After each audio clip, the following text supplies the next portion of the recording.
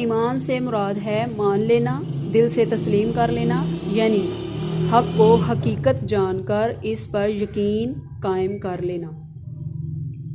इसकी दूसरी हेडिंग होगी अल्लाह ताला पर ईमान, क्योंकि इसका दूसरा क्वेश्चन उन्होंने पूछा है अल्लाह ताला पर ईमान से क्या मुराद है, तो इसकी दूसरी हेडिंग हम अलग से देंगे अल्लाह ताला पर ईमान। अल्लाह ताला पर ईमान से मुराद है कि अल्लाह ताला एक है, वो हमेशा से है और हमेशा रहेगा, उसका कोई शरीक नहीं, वो कायनात में मौजूद हर शय का मालिक है, वही सबको रिज़्क देने वाला और पालने वाला है, उसी के पास ज़िंदगी और मौत का इख्तियार है, कायनात की हर शय इसके हुक्म की पाबंद है, वही इबादत के लायक है और कोई उसकी बराबरी करने वाला नहीं। क्वेश्चन नंबर 2 है तौहीद के लग़वी मायने क्या हैं। इसकी हेडिंग होगी तौहीद।